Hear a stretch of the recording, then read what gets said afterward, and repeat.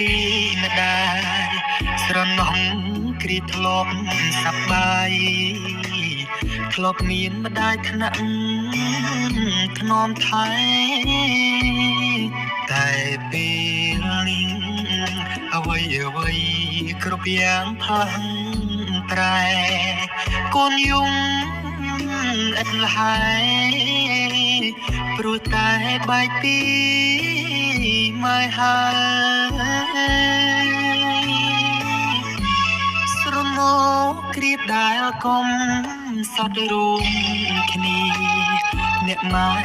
មិនដែលរញរី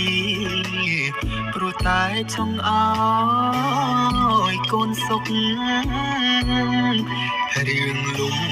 បាក់គ្រប់យ៉ាងម៉ែតែលាក់ទុកមិនចង់ឲ្យកូន